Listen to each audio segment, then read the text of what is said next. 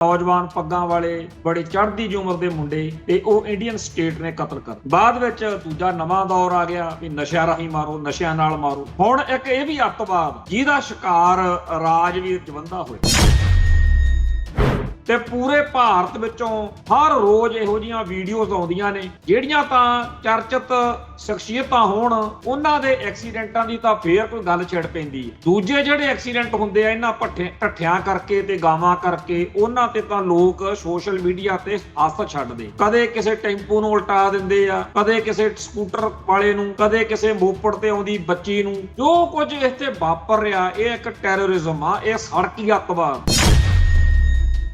ਹਿੰਦੂ ਭਾਈਚਾਰੇ ਨੇ ਗਊ ਰੱਖਿਆ ਦਲ ਬਣਾਏ ਹੋਏ ਨੇ। ਜਿੱਦਣ ਤੋਂ ਰਾਜਵੀਰ ਜਵੰਦੇ ਵਾਲਾ ਕੰਮ ਇਹ ਹੋਇਆ, ਐਕਸੀਡੈਂਟ ਹੋਇਆ, ਉਸ ਦਿਨ ਤੋਂ ਅੱਜ ਤੱਕ ਭਾਵੇਂ ਰਾਜਵੀਰ ਜਵੰਦਾ ਚੜ੍ਹਾਈ ਕਰ ਗਿਆ, ਇੱਕ ਵੀ ਹਿੰਦੂ ਰੱਖਿਆ ਦਲ ਵਾਲਾ ਰੜਕਿਆ ਨਹੀਂ। ਕਿਉਂਕਿ ਉਹਨਾਂ ਨੂੰ ਪਤਾ ਵੀ ਜੇ ਅਸੀਂ ਅੱਜ ਹਮਦਰਦੀ ਵੀ ਦਿਖਾਈ ਨਾ ਸਾਡੇ ਜੁੱਤੀਆਂ ਪੈਣੀਆਂ।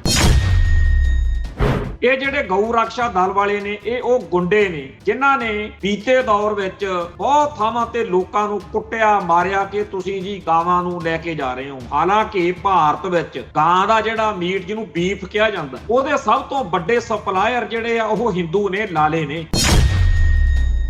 ਜਿਹੜਾ ਹਿੰਦੂ ਅੱਤਵਾਦ ਦਾ ਇੱਕ ਨਿੱਕਾ ਕਲੌਜ ਆ, ਇਹ ਛੋਟਾ ਹਿੱਸਾ ਵਾ ਵੀ ਗਾਵਾਂ ਰਾਹੀਂ ਢੱਠਿਆਂ ਰਾਹੀਂ ਲੋਕਾਂ ਦਾ ਕਤਲੇਆਮ ਕਰੋ।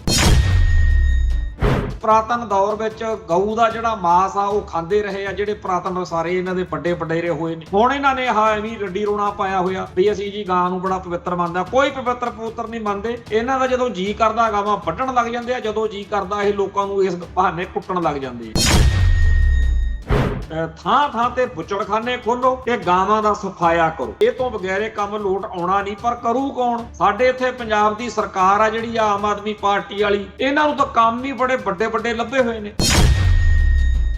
ਫਲਾਨਾ ਗਾਂਧੀਵਾਦੀ ਸੀ, ਫਲਾਨਾ ਧਮਕਾਨਾਵਾਦੀ ਸੀ। ਉਹ ਜਿਹੜੀਆਂ ਬਾਦੀਆਂ ਬੂਦੀਆਂ ਸੀ ਉਹ ਹੁਣ ਨਿਬੜ ਗਈਆਂ। ਹੁਣ ਤਾਂ ਜਿਹੜੀ ਆਮ ਆਦਮੀ ਪਾਰਟੀ ਦੀ ਸਿਸਟਮ ਦਾ ਹਿੱਸਾ ਉਹ ਸਿੱਧਾ ਜਿਹਾ ਕੰਮ ਆ ਵੀ ਜਿਹੜਾ ਕੁਝ ਕਹਿ ਕੇ ਵੋਟਾਂ ਮਿਲਦੀਆਂ ਉਹ ਲੈ ਲਓ। ਜੇ ਤਾਂ ਇਹ ਕਹਿ ਕੇ ਵੋਟ ਮਿਲਦੀ ਆ ਵੀ ਗਾਂ ਦਾ ਮੀਟ ਖਾਣਾ ਜਾਇਜ਼ ਆ, ਫੇਰ ਕਹਿ ਦੋ ਵੀ ਖਾ ਲਿਆ ਕਰੋ ਭਾਈ, ਅਸੀਂ ਤੁਹਾਨੂੰ ਆਪ ਸਪਲਾਈ ਕਰਾਂਗੇ, ਘਰ ਘਰ ਪੈਕਟਾਂ ਚ ਆਇਆ ਕਰੂਗਾ 100-100 ਗ੍ਰਾਮ ਦੇ ਪੈਕਟ। ਤੇ ਜੇ ਇਹ ਕਹਿ ਕੇ ਵੋਟ ਮਿਲਦੀ ਆ ਵੀ ਨਹੀਂ ਖਾਣਾ ਚਾਹੀਦਾ, ਫੇਰ ਕਹਿੰਦੇ ਅਸੀਂ ਬੈਨ ਲਾਵਾਂਗੇ। ਮਤਲਬ ਕਹਿਣ ਤੋਂ ਭਾਵ ਇਹ ਆ ਕਿ ਵਿਚਾਰਧਾਰਾ ਤਾਂ ਹੁਣ ਹੈ ਨਹੀਂ, ਹੁਣ ਤਾਂ ਸ਼ੋਸ਼ੇ ਆ। ਪ੍ਰੋਗਰਾਮ ਖਬਰ ਦੀ ਖਬਰ ਦੇਖ ਰਿਹਾ ਹੈ ਸਾਰੇ ਦਰਸ਼ਕਾਂ ਨੂੰ ਮੈਂ ਸਰਬਜੀਤ ਸਿੰਘ ਘਮਾਣ ਫਤਿਹ ਅਰਜ ਕਰਦਾ ਜੀ। ਵਾਹਿਗੁਰੂ ਜੀ ਕਾ ਖਾਲਸਾ, ਵਾਹਿਗੁਰੂ ਜੀ ਕੀ ਫਤਿਹ। ਪੰਜਾਬੀ ਦੇ ਨਾਮਵਰ ਗਾਇਕ ਰਾਜਵੀਰ ਸਿੰਘ ਜਵੰਦਾ, ਜਿਹਦਾ ਪਿੰਡ ਜਗਰਾਉਂ ਦੇ ਕੋਲ ਪੋਨੇ ਦੱਸਿਆ ਜਾਂਦਾ, ਉਹ ਬੀਤੇ ਦਿਨਾਂ ਦੇ ਵਿੱਚ ਢੱਠਿਆਂ ਦੇ ਨਾਲ ਟਕਰਾ ਜਾਣ ਕਰਕੇ ਜਾਂ ਢੱਠਿਆਂ ਨੇ ਇਹ ਦੁਰਘਟਨਾ ਵਾਪਰਾਈ, ਐਕਸੀਡੈਂਟ ਹੋ ਗਿਆ, ਦਾਖਲ ਰਹੇ ਤੇ ਕੱਲ ਉਹ ਚੜ੍ਹਾਈ ਕਰ ਅੱਜ ਉਹਨਾਂ ਦਾ ਸੰਸਕਾਰ ਹੋਇਆ। ਸੋਸ਼ਲ ਮੀਡੀਆ ਦਾ ਜ਼ਮਾਨਾ ਤੇ ਨਾਲ ਦੀ ਨਾਲ ਸਾਰੀ ਦੁਨੀਆ ਦੇ ਵਿੱਚ ਸੰਸਕਾਰ ਵੇਲੇ ਦਾ ਜਿਹੜਾ ਹਾਲ ਚਾਲ ਸੀ ਉਹ ਦੁਨੀਆ ਦੇਖ ਰਹੀ ਸੀ। ਬੇਮਿਸਾਲ ਲੋਕਾਂ ਦਾ ਇਕੱਠ ਜਿਹੜਾ ਸੀਗਾ ਉੱਥੇ ਸੀ। ਕਿਉਂ ਸੀ? ਸਿਰਫ ਇਸ ਕਰਕੇ ਨਹੀਂ ਵੀ ਉਹ ਇੱਕ ਚੰਗਾ ਗਾਇਕ ਸੀ ਜਾਂ ਉਹ ਚੰਗਾ ਇਨਸਾਨ ਸੀ। ਅਸਲ ਵਿੱਚ ਲੋਕਾਂ ਦੀ ਹਮਦਰਦੀ ਜਿਹੜੀ ਸੀਗੀ ਉਹ ਇਸ ਸੋਹਣੇ ਸੁਨੱਖੇ ਨੌਜਵਾਨ ਨਾਲ ਸੁਭਾਵਿਕ ਤੌਰ ਤੇ ਹੋਣੀ। ਕਿਉਂਕਿ ਜਦੋਂ ਕੋਈ ਅਨਐਕਸਪੈਕਟਡ ਜੀ ਗੱਲ ਵਾਪਰਦੀ ਆ ਨਾ ਤਾਂ ਬੜਾ ਮਹਿਸੂਸ ਹਰੇਕ ਬੰਦੇ ਨੂੰ ਆਪ ਦਾ ਦੁੱਖ, ਕਿਉਂਕਿ ਪੰਜਾਬ ਦੀ ਧਰਤੀ ਨੇ ਪਿਛਲੇ 40-50 ਸਾਲਾਂ 'ਚ ਇਹੋ ਜਿਹੀਆਂ ਪੱਗਾਂ ਦਾੜੇ ਵਾਲੇ, ਇਹੋ ਜਿਹੇ ਛੈਲ ਛਬੀਲੇ, ਇਹੋ ਜਿਹੇ ਸੋਹਣੇ ਸੁਨੱਖੇ ਬੇਅੰਤ ਨੌਜਵਾਨ ਜਿਹੜੇ ਆ ਗਵਾਏ। ਮੇਰੇ ਕੋਲ ਮੇਰੇ ਕੰਪਿਊਟਰ ਦੇ ਵਿੱਚ, ਮੇਰੀ ਹਾਰਡ ਡਿਸਕ ਦੇ ਵਿੱਚ ਬੇਅੰਤ ਹਜ਼ਾਰਾਂ ਹੀ ਇਹੋ ਜਿਹੀਆਂ ਤਸਵੀਰਾਂ ਨੇ ਜਿਹੜੇ ਨੌਜਵਾਨ ਪੱਗਾਂ ਵਾਲੇ ਬੜੇ ਚੜ੍ਹਦੀ ਉਮਰ ਦੇ ਮੁੰਡੇ ਤੇ ਉਹ ਇੰਡੀਅਨ ਸਟੇਟ ਨੇ ਕਤਲ ਕਰ। ਬਾਅਦ ਵਿੱਚ ਦੂਜਾ ਨਵਾਂ ਦੌਰ ਆ ਗਿਆ ਵੀ ਨਸ਼ਿਆਂ ਰਾਹੀਂ ਮਾਰੋ ਨਸ਼ਿਆਂ ਨਾਲ ਮਾਰੋ। ਹੁਣ ਇੱਕ ਇਹ ਵੀ ਅੱਤਵਾਦ ਆ ਜਿਹਦਾ ਸ਼ਿਕਾਰ ਰਾਜਵੀਰ ਜਵੰਦਾ ਹੋਇਆ। ਚੰਗਾ ਹੋਇਆ ਕਿ ਕੱਲ ਇੱਕ ਨਾਮਵਰ ਸ਼ਖਸੀਅਤ ਨੇ ਜਦੋਂ ਉੱਥੇ ਡੈਥ ਹੋਈ ਆ ਮੋਹਾਲੀ 'ਚ, ਇਹ ਫੋਰਟਿਸ ਹਸਪੀਟਲ ਦੇ ਕੋਲ, ਉੱਥੇ ਪੂਰਾ ਗੱਜ ਵੱਜ ਕੇ ਇਹ ਗੱਲ ਕਹੀ ਕਿ ਜਿਨ੍ਹਾਂ ਦੀਆਂ ਇਹ ਮਾਵਾਂ ਹੈਗੀਆਂ ਨੇ ਜਿਨ੍ਹਾਂ ਨੂੰ ਇਹਨਾਂ ਦਾ ਸਤਿਕਾਰ ਆ ਗਾਵਾਂ ਦਾ, ਉਹ ਭਾਈ ਇਹਨਾਂ ਨੂੰ ਸੰਭਾਲੋ, ਸਾਨੂੰ ਕਿਉਂ, ਸਾਡੇ ਬੱਚਿਆਂ ਨੂੰ ਕਿਉਂ ਕਤਲ ਕਰਦੀਆਂ ਫਿਰ। ਹੁਣ ਗੱਲ ਇਹ ਹੈ ਵੀ ਨਾ ਤਾਂ ਇਹ ਗਾਵਾਂ ਤੇ ਢੱਠੇ ਜਿਹੜੇ ਨੇ ਸਿੱਖ ਦੇਖ ਕੇ ਵਿੱਚ ਵੱਜਦੇ ਆ, ਨਾ ਹਿੰਦੂ ਦੇਖ ਕੇ ਰੁਕਦੇ ਆ, ਨਾ ਮੁਸਲਮਾਨ ਦੇਖ ਕੇ ਤੇਜ਼ੀ ਫੜਦੇ ਆ, ਨਾ ਬੁੱਢਾ ਦੇਖ ਕੇ ਰੁਕਦੇ ਆ, ਨਾ ਬੱਚਾ ਦੇਖ ਕੇ ਤੇਜ਼ੀ ਕਰਦੇ ਆ। ਇਹਨਾਂ ਦੇ ਹਿੜਕੇ ਜਿਹੜਾ ਆ ਗਿਆ ਇਹਨਾਂ ਨੇ ਫੁੰਡ ਦੇਣਾ। ਤੇ ਪੂਰੇ ਭਾਰਤ ਵਿੱਚੋਂ ਹਰ ਰੋਜ਼ ਇਹੋ ਜਿਹੀਆਂ ਵੀਡੀਓਜ਼ ਆਉਂਦੀਆਂ ਨੇ, ਜਿਹੜੀਆਂ ਤਾਂ ਚਰਚਿਤ ਸ਼ਖਸੀਅਤਾਂ ਹੋਣ ਉਹਨਾਂ ਦੇ ਐਕਸੀਡੈਂਟਾਂ ਦੀ ਤਾਂ ਫੇਰ ਕੋਈ ਗੱਲ ਛਿੜ ਪੈਂਦੀ ਹੈ। ਦੂਜੇ ਜਿਹੜੇ ਐਕਸੀਡੈਂਟ ਹੁੰਦੇ ਆ ਇਹਨਾਂ ਢੱਠਿਆਂ ਕਰਕੇ ਤੇ ਗਾਵਾਂ ਕਰਕੇ, ਉਹਨਾਂ ਤੇ ਤਾਂ ਲੋਕ ਸੋਸ਼ਲ ਮੀਡੀਆ ਤੇ ਹੱਸ ਛੱਡਦੇ। ਕਦੇ ਕਿਸੇ ਟੈਂਪੂ ਨੂੰ ਉਲਟਾ ਦਿੰਦੇ ਆ, ਕਦੇ ਕਿਸੇ ਸਕੂਟਰ ਵਾਲੇ ਨੂੰ, ਕਦੇ ਕਿਸੇ ਮੋਪੜ ਤੇ ਆਉਂਦੀ ਬੱਚੀ ਨੂੰ। ਜੋ ਕੁਝ ਇੱਥੇ ਵਾਪਰ ਰਿਹਾ ਇਹ ਇੱਕ ਟੈਰਰਿਜ਼ਮ ਆ, ਇਹ ਸੜਕੀ ਅੱਤਵਾਦ। ਹਿੰਦੂ ਭਾਈਚਾਰੇ ਨੇ ਗਊ ਰਕਸ਼ਾ ਦਲ ਬਣਾਏ ਹੋਏ ਨੇ। ਜਿੱਦਣ ਤੋਂ ਰਾਜਵੀਰ ਜਵੰਦੇ ਵਾਲਾ ਕੰਮ ਇਹ ਹੋਇਆ, ਐਕਸੀਡੈਂਟ ਹੋਇਆ, ਉਸ ਦਿਨ ਤੋਂ ਅੱਜ ਤੱਕ ਭਾਵੇਂ ਰਾਜਵੀਰ ਜਵੰਦਾ ਚੜ੍ਹਾਈ ਕਰ ਗਿਆ, ਇੱਕ ਵੀ ਹਿੰਦੂ ਰਕਸ਼ਾ ਦਲ ਵਾਲਾ ਰੜਕਿਆ ਨਹੀਂ। ਕਿਉਂ? ਕਿਉਂਕਿ ਉਹਨਾਂ ਨੂੰ ਪਤਾ ਵੀ ਜੇ ਅਸੀਂ ਅੱਜ ਹਮਦਰਦੀ ਵੀ ਦਿਖਾਈ ਨਾ, ਸਾਡੇ ਜੁੱਤੀਆਂ ਪੈਣੀਆਂ। ਇਹ ਜਿਹੜੇ ਗਊ ਰਕਸ਼ਾ ਦਲ ਵਾਲੇ ਨੇ, ਇਹ ਉਹ ਗੁੰਡੇ ਨੇ ਜਿਨ੍ਹਾਂ ਨੇ ਬੀਤੇ ਦੌਰ ਵਿੱਚ ਬਹੁਤ ਥਾਵਾਂ ਤੇ ਲੋਕਾਂ ਨੂੰ ਕੁੱਟਿਆ ਮਾਰਿਆ ਕਿ ਤੁਸੀਂ ਜੀ ਗਾਵਾਂ ਨੂੰ ਲੈ ਕੇ ਜਾ ਰਹੇ ਹੋ। ਹਾਲਾਂਕਿ ਭਾਰਤ ਵਿੱਚ ਗਾਂ ਦਾ ਜਿਹੜਾ ਮੀਟ, ਜਿਹਨੂੰ ਬੀਫ ਕਿਹਾ ਜਾਂਦਾ, ਉਹਦੇ ਸਭ ਤੋਂ ਵੱਡੇ ਸਪਲਾਇਰ ਜਿਹੜੇ ਆ ਉਹ ਹਿੰਦੂ ਨੇ, ਲਾਲੇ ਨੇ, ਹਿੰਦੂਆਂ ਦੀਆਂ ਵੱਡੀਆਂ ਫਰਮਾਂ ਨੇ। ਕਈ ਤਾਂ ਐਡੇ ਚਵਲ ਨੇ ਹਿੰਦੂ, ਉਹਨਾਂ ਨੇ ਆਪਦੀਆਂ ਫਰਮਾਂ ਦੇ ਨਾਂ ਮੁਸਲਮਾਨਾਂ ਵਾਲੇ ਰੱਖੇ ਹੋਏ ਨੇ, ਵੀ ਜਿਵੇਂ ਲੱਗੇ ਵੀ ਇਹ ਤਾਂ ਕਿਸੇ ਮੁਸਲਮਾਨ ਦੀ ਫਰਮ ਹੋਣੀ। ਪਰ ਇਹ ਸਾਰਾ ਜਿਹੜਾ ਬੀਫ ਦਾ ਕਾਰੋਬਾਰ ਆ, ਜਿਨ੍ਹਾਂ ਦੇ ਕੋਲ ਆ, ਉਹਨਾਂ ਨਾਲ ਪੰਗਾ ਲੈਣ ਦੀ ਥਾਂ ਐਵੇਂ ਕਿਸੇ ਟਰੈਕਟਰ ਟਰਾਲੀ 'ਚ ਜਾਂਦੇ ਵੀ ਆਪਦੇ ਸਾਡੇ ਖੇਤਾਂ ਨੂੰ ਨੁਕਸਾਨ ਕਰਨਗੀਆਂ ਗਾਵਾਂ। ਜੇ ਕੋਈ ਜਾ ਰਿਹਾ ਆਪਦੇ ਇਲਾਕੇ 'ਚੋਂ, ਆਪਦੇ ਪਿੰਡ 'ਚੋਂ ਕੱਢਣ, ਉਹਨੂੰ ਫੜ ਕੇ ਉਹਨੂੰ ਕੁੱਟਣ ਲੱਗ ਜਾਂਦੇ। ਅੱਜ ਰਾਜਵੀਰ ਜਵੰਦੇ ਦੀ ਇਸ ਮੌਤ ਨੇ ਸਾਰੇ ਲੋਕਾਂ ਨੂੰ ਪੂਰੀ ਤਰ੍ਹਾਂ ਦਹਿਲਾ ਵੀ ਦਿੱਤਾ ਤੇ ਜਗਾ ਵੀ ਦਿੱਤਾ। ਮੈਨੂੰ ਲੱਗਦਾ ਕਿ ਜਿੰਨਾ ਕੁ ਇਸ ਮੌਕੇ ਲੋਕਾਂ 'ਚ ਗੁੱਸਾ ਵਧਿਆ ਹੋਇਆ, ਜੇ ਕੋਈ ਗਊ ਰਕਸ਼ਾ ਦਲ ਵਾਲਾ ਸੜਕ ਤੇ ਇਹਨਾਂ ਦਿਨਾਂ 'ਚ ਆ ਜਾਵੇ, ਉਹਦੇ ਨਾਲ ਬੜੀ ਬੁਰੀ ਹੋਊ। ਤੇ ਗਾਵਾਂ ਜਾਂ ਢੱਠੇ ਜਿਨ੍ਹਾਂ ਨੂੰ ਸੰਭਾਲਣ ਦੇ ਨਾਂ ਤੇ ਸੈਸ, ਜਿਹਨੂੰ ਕਹਿੰਦੇ ਆ ਵੀ ਇੱਕ ਸਪੈਸ਼ਲ ਤੌਰ ਤੇ ਲੋਕਾਂ ਤੇ ਜੁਰਮਾਨਾ ਲਾਇਆ ਹੋਇਆ ਵੀ ਇਹ ਸੜਕਾਂ ਤੇ ਗਾਵਾਂ ਜਿਹੜੀਆਂ ਨੇ ਇਹ ਫਿਰਦੀਆਂ ਨੇਗੀਆਂ ਜੀ, ਅਸੀਂ ਇਹਨਾਂ ਨੂੰ ਸੰਭਾਲਾਂਗੇ। ਸਰਕਾਰ ਬੜਾ ਖੁੱਲਾ ਪੈਸਾ ਲੋਕਾਂ ਤੋਂ ਬਟੋਰਦੀ ਆ। ਬਾਦਲਕਿਆਂ ਦੇ ਵੇਲੇ ਦੀ ਇਹ ਕਰਤੂਤ ਆ ਕਿ ਲੋਕਾਂ ਤੋਂ ਪੈਸੇ ਬਟੋਰੋ ਗਾਵਾਂ ਦੇ ਨਾਂ, ਪਰ ਉਹਨਾਂ ਪੈਸਿਆਂ ਦਾ ਕਰਦੇ ਕੀ ਆ ਉਹ ਅੱਜ ਤੱਕ ਨਹੀਂ ਪਤਾ ਲੱਗਿਆ। ਹਾਂ, ਇਹ ਜ਼ਰੂਰ ਆ ਕਿ ਗਾਵਾਂ ਜਿਹੜੀਆਂ ਨੇ ਉਹ ਸੜਕਾਂ ਦੇ ਉੱਤੇ ਗੰਦ ਚੁਗਦੀਆਂ ਨੇ, ਮੋਮੀ ਕਾਗਜ਼ ਦੇ ਲਿਫਾਫੇ ਖਾਂਦੀਆਂ ਨੇ, ਤੇ ਹੋਰ ਜੋ ਵੀ ਚੰਗਾ ਮਾੜਾ ਉਹ ਚਲੋ ਵੱਖਰਾ। ਪਰ ਸਭ ਤੋਂ ਗੰਦੀ ਗੱਲ ਕਿ ਸੜਕਾਂ ਦੇ ਉੱਤੇ ਨਿੱਕੇ ਬੱਚੇ ਨੂੰ ਜਾਂ ਬਜ਼ੁਰਗ ਨੂੰ ਜਦੋਂ ਢਾਹ ਲੈਂਦੇ ਆ ਢੱਠੇ, ਉਹ ਵੀਡੀਓ ਲੋਕ ਪਾਉਂਦੇ ਆ ਵੀ ਆਹ ਕੀ ਹੋ ਗਿਆ। ਉਹ ਕੁੱਲ ਮਿਲਾ ਕੇ ਜਿਹੜਾ ਹਿੰਦੂ ਅੱਤਵਾਦ ਦਾ ਇੱਕ ਨਿੱਕਾ ਕਲੌਜ ਆ, ਇਹ ਛੋਟਾ ਹਿੱਸਾ ਵਾ ਵੀ ਗਾਵਾਂ ਰਾਹੀਂ, ਢੱਠਿਆਂ ਰਾਹੀਂ ਲੋਕਾਂ ਦਾ ਕਤਲੇਆਮ ਕਰੋ। ਸੋ ਅਸੀਂ ਇਹ ਕਹਿੰਦੇ ਆ ਕਿ ਭਾਈ ਤੁਸੀਂ ਕਿਹੜਾ ਇਹਨਾਂ ਤੋਂ ਬਚ ਜਾਣਾ, ਇਹ ਤਾਂ ਇਹੋ ਜਿਹੀ ਤੋਪ ਆ ਜਿੱਧਰ ਨੂੰ ਮਰਜ਼ੀ ਚੱਲ ਜਾਣੀ ਆ। ਸੋ ਅਸੀਂ ਤਾਂ ਫੇਰ ਮੱਤ ਦਿੰਦੇ ਆ ਕਿ ਚਵਲੋ ਕਮਲਿਓ, ਕੋਈ ਚੱਜ ਹਲਦੀ ਗੱਲ ਕਰ ਲਿਆ ਕਰੋ। ਇਹ ਗਾਵਾਂ ਜਿਹੜੀਆਂ ਨੇ ਵੱਢੋ ਮਾਰੋ, ਇਹਨਾਂ ਨੂੰ ਦੁਨੀਆ ਭਰ 'ਚ ਖਵਾਓ। ਬਥੇਰੀ ਦੁਨੀਆ ਇਹਨਾਂ ਦਾ ਬੀਫ ਮੀਟ ਖਾ ਕੇ ਬੜਾ ਖੁਸ਼ ਹੁੰਦੀ ਆ, ਤੇ ਇੱਥੇ ਨਾਲੇ ਲੋਕਾਂ ਦੇ ਪੈਸੇ ਬਣਨ। ਤੇ ਇੱਥੇ ਸਾਡੇ ਤਾਂ ਇੱਕ ਵਾਰੀ ਡੇਰਾ ਬੱਸੀ ਜਦੋਂ ਸਲਾਟਰ ਹਾਊਸ, ਜਿਹਨੂੰ ਬੁੱਚੜਖਾਨਾ ਕਹਿ ਦਿੰਦੇ ਆ, ਜਿੱਥੇ ਇਹ ਵੱਢੀਆਂ ਜਾਂਦੀਆਂ ਚੀਜ਼ਾਂ, ਉਹ ਲੱਗਣ ਲੱਗਿਆ ਤੇ ਸਾਡੇ ਲੋਕਾਂ ਨੇ ਐਵੇਂ ਰੌਲਾ ਪਾ ਲਿਆ। ਜਦੋਂ ਕਿ ਪੰਜਾਬ ਦੇ ਵਿੱਚ ਇਹੋ ਜਿਹਾ ਹਰ ਜ਼ਿਲ੍ਹੇ ਵਿੱਚ ਬੁੱਚੜਖਾਨੇ ਖੁੱਲ੍ਹਣੇ ਚਾਹੀਦੇ ਆ। ਤੇ ਜਿੰਨੀਆਂ ਵੀ ਇਹੋ ਜਿਹੀਆਂ ਅਵਾਰਾ ਚੀਜ਼ਾਂ ਫਿਰਦੀਆਂ ਨੇ, ਜਿਹੜੀਆਂ ਮਨੁੱਖਤਾ ਲਈ ਘਾਤਕ ਆ, ਜਿਵੇਂ ਹੁਣ ਥਾਂ ਥਾਂ ਤੇ ਮੱਛੀ ਵਾਲੇ ਫਿਸ਼ ਫਾਰਮ ਖੋਲੇ ਜਾਂਦੇ ਆ, ਮੁਰਗੀ ਖਾਨੇ ਖੋਲੇ ਜਾਂਦੇ ਆ, ਜਿਨ੍ਹਾਂ ਨੇ ਖਾਣਾ ਉਹਨਾਂ ਲਈ ਭਾਈ ਗਾਂ ਦਾ ਮੀਟ ਵੀ ਹੋਣਾ ਚਾਹੀਦਾ। ਪਤਾ ਨਹੀਂ ਕਿਹੜਾ ਧਰਮ ਕਹਿੰਦਾ ਹੈਗਾ। ਹਾਲਾਂਕਿ ਇੱਥੇ ਜਦੋਂ ਮੇਰੇ ਕੋਲੇ ਤਾਂ ਇੱਥੇ ਪਿੱਛੇ ਜੇ ਕੋਈ ਸੱਜਣ ਆਏ, ਬੜੇ ਹੈਰਾਨ ਹੋਏ ਕਿ ਤੁਹਾਡੇ ਕੋਲੇ ਹਰ ਤਰ੍ਹਾਂ ਦੀਆਂ ਕਿਤਾਬਾਂ ਨੇ, ਹਜ਼ਾਰਾਂ ਕਿਤਾਬਾਂ ਹਿੰਦੂ ਧਰਮ ਨਾਲ ਸੰਬੰਧਿਤ ਰੱਖੀਆਂ ਹੋਈਆਂ ਨੇ। ਔਰ ਉਹਦੇ 'ਚ ਇੱਕ ਲੇਖ ਬੜਾ ਇੰਪੋਰਟੈਂਟ ਕਿ ਪੁਰਾਤਨ ਦੌਰ ਵਿੱਚ ਗਊ ਦਾ ਜਿਹੜਾ ਮਾਸ ਆ ਉਹ ਖਾਂਦੇ ਰਹੇ ਆ ਜਿਹੜੇ ਪੁਰਾਤਨ ਸਾਰੇ ਇਹਨਾਂ ਦੇ ਵੱਡੇ ਵਡੇਰੇ ਹੋਏ ਨੇ। ਹੁਣ ਇਹਨਾਂ ਨੇ ਆਹ ਐਵੇਂ ਰੱਡੀ ਰੋਣਾ ਪਾਇਆ ਹੋਇਆ ਵੀ ਅਸੀਂ ਜੀ ਗਾਂ ਨੂੰ ਬੜਾ ਪਵਿੱਤਰ ਮੰਨਦੇ ਹਾਂ। ਕੋਈ ਪਵਿੱਤਰ ਨਹੀਂ ਮੰਨਦੇ। ਇਹਨਾਂ ਦਾ ਜਦੋਂ ਜੀ ਕਰਦਾ ਗਾਵਾਂ ਵੱਢਣ ਲੱਗ ਜਾਂਦੇ ਆ, ਜਦੋਂ ਜੀ ਕਰਦਾ ਇਹ ਲੋਕਾਂ ਨੂੰ ਇਸ ਬਹਾਨੇ ਕੁੱਟਣ ਲੱਗ ਜਾਂਦੇ ਆ। ਸੋ ਲੋਕਾਂ ਨੂੰ ਇਸ ਮਾਮਲੇ ਉੱਤੇ ਰਾਜਵੀਰ ਜਵੰਦੇ ਨੂੰ ਜਾਂ ਹੋਰ ਜਿਹੜੇ ਗਾਵਾਂ ਤੇ ਢੱਠਿਆਂ ਦਾ ਸ਼ਿਕਾਰ ਹੋਏ ਲੋਕ ਨੇ, ਉਹਨਾਂ ਨੂੰ ਸੱਚੀ ਜੇ ਕੋਈ ਸ਼ਰਧਾਂਜਲੀ ਆ ਤਾਂ ਇਹੀ ਆ ਕਿ ਥਾਂ ਥਾਂ ਤੇ ਬੁੱਚੜਖਾਨੇ ਖੋਲੋ ਤੇ ਗਾਵਾਂ ਦਾ ਸਫਾਇਆ ਕਰੋ। ਇਹ ਬੜਾ ਜ਼ਰੂਰੀ ਕੰਮ ਆ। ਇਹ ਤੋਂ ਬਗੈਰ ਇਹ ਕੰਮ ਲੋਟ ਆਉਣਾ ਨਹੀਂ। ਪਰ ਕਰੂ ਕੌਣ? ਸਾਡੇ ਇੱਥੇ ਪੰਜਾਬ ਦੀ ਸਰਕਾਰ ਆ ਜਿਹੜੀ ਆਮ ਆਦਮੀ ਪਾਰਟੀ ਵਾਲੀ, ਇਹਨਾਂ ਨੂੰ ਤਾਂ ਕੰਮ ਹੀ ਬੜੇ ਵੱਡੇ ਵੱਡੇ ਲੱਭੇ ਹੋਏ ਨੇ। ਅੱਜ ਕੱਲ ਟਰਾਂਸਫਰ ਦੇ ਉਦਘਾਟਨ ਹੋ ਰਹੇ। ਹੁਣ ਦੁਨੀਆ ਭਰ ਦੇ ਵਿੱਚ ਬਿਜਲੀ ਆ ਚੁੱਕੀ ਆ। ਪੰਜਾਬ ਦੇ ਵਿੱਚ ਤਾਂ ਕਹਿੰਦੇ ਆ ਭਾਖੜਾ ਡੈਮ ਜਦੋਂ ਬਣਿਆ ਸਭ ਤੋਂ ਪਹਿਲਾਂ ਬਿਜਲੀ ਜਿਹੜੀ ਆ ਪੰਜਾਬ 'ਚ ਆਈ ਆ। ਸਾਰੇ ਭਾਰਤ ਨਾਲੋਂ ਵੀ ਸਭ ਤੋਂ ਪਹਿਲਾਂ ਇੱਥੇ ਬਿਜਲੀ ਕਹਿੰਦੇ ਆ ਗਈ। ਤੇ ਜਦੋਂ ਬਿਜਲੀ ਇੱਥੇ ਆ ਗਈ, ਲੋਕਾਂ ਨੇ ਘਰ-ਬਾਰ, ਲਾਈਟਾਂ, ਟਰਾਂਸਫਾਰਮਰ। ਹਾਂ, ਇਹ ਜ਼ਰੂਰ ਆ ਕਿ ਬਿਜਲੀ ਦੀ ਕਿੱਲਤ ਆ ਜਾਂ ਬਿਜਲੀ ਕਰਕੇ ਕਦੇ ਸਮੱਸਿਆਵਾਂ ਆਉਂਦੀਆਂ, ਪਰ ਟਰਾਂਸਫਰ ਦੇ ਉਦਘਾਟਨ ਹੋਣਗੇ। ਅੱਜ ਸਾਰੇ ਪੰਜਾਬ ਦੇ ਵਿੱਚੋਂ ਆਮ ਆਦਮੀ ਪਾਰਟੀ ਦੇ ਜਿਹੜੇ ਇਹਨਾਂ ਦੇ ਮਤਲਬ ਮਹਾਨ ਲੀਡਰ ਨੇ, ਮਹਾਨ ਹੀ ਕਹਿਣਾ ਪਊਗਾ, ਜਿਨ੍ਹਾਂ ਨੂੰ ਇਹ ਅਕਲ ਨਹੀਂ ਹੈਗੀ। ਕਦੇ ਤੁਸੀਂ ਬਾਥਰੂਮਾਂ ਦੇ ਉਦਘਾਟਨ ਕਰਨ ਬਹਿ ਜਾਂਦੇ ਹੋ ਵੀ ਟਾਇਲਟ ਬਾਥਰੂਮ ਖੋਲਿਆ ਜੀ।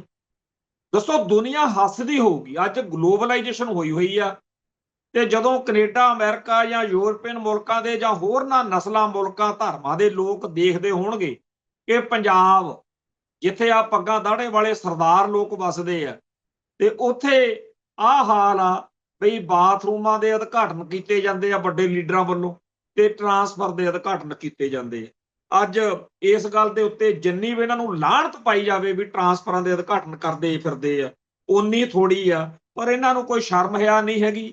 ਆ ਤੁਹਾਡੇ ਸਾਹਮਣੇ ਆ ਬਈ ਸੁਖਵਿੰਦਰ ਸਿੰਘ ਕਲਕੱਤੇ ਦਾ ਜਿਹੜਾ ਕਤਲ ਹੋਇਆ ਸਹਿਣੇ 'ਚ, ਲੋਕ 7 ਦਿਨ ਤੋਂ ਪਿੱਟ ਰਹੇ ਨੇ ਤੇ ਉੱਥੇ ਅਜੇ ਤੱਕ ਸੰਸਕਾਰ ਨਹੀਂ ਉਹਦਾ ਨੌਜਵਾਨ ਦਾ ਹੋਇਆ। ਪਰ ਪੰਜਾਬ ਸਰਕਾਰ ਡਟੀ ਖੜੀ ਆ। ਬਲਤੇਜ ਪੰਨੂ ਤੇ ਭਗਵੰਤ ਮਾਨ ਦੋਨੇ ਆਕੜ ਕੇ ਕਹਿੰਦੇ ਜੀ ਸਾਡੀ ਪਾਰਟੀ ਦੀ ਤਾਂ ਬੜੀ ਚੜ੍ਹਾਈ ਆ, ਅਸੀਂ ਨਹੀਂ ਕਿਸੇ ਗੱਲ ਦੀ ਪਰਵਾਹ ਕਰਦੇ। ਸਾਡਾ ਤਾਂ ਲਾਭ ਸਿੰਘ ਉੱਗੋ ਕੇ ਆ ਜਿਹੜਾ ਉਹ ਦੁੱਧ ਧੋਤਾ। ਤੋ ਇਸ ਮਾਹੌਲ ਦੇ ਵਿੱਚ ਇਸ ਸਰਕਾਰ ਤੋਂ ਇਹ ਆਸ ਕਰਨੀ ਕਿ ਕੋਈ ਚੱਜ ਹੱਲ ਦੀ, ਇਹ ਕੀ ਜਿਹੜੀ ਮਰਜ਼ੀ ਆ ਜੇ। ਅਸਲ ਵਿੱਚ ਤਾਂ ਜਿਹੜਾ ਲੈਵਲ ਆ, ਜਿਹੜਾ ਪੱਧਰ ਆ, ਜਿਹੜਾ ਸੋਚ ਦਾ ਪੱਧਰ ਆ, ਉਹ ਹੈ ਹੀ ਨਹੀਂ। ਅੱਗੇ ਪਾਰਟੀਆਂ ਕਿਸੇ ਨਾ ਕਿਸੇ ਆਈਡੀਓਲੋਜੀ ਨੂੰ, ਕਿਸੇ ਵਿਚਾਰਧਾਰਾ ਨੂੰ ਪ੍ਰਣਾਈਆਂ ਹੁੰਦੀਆਂ ਸੀ।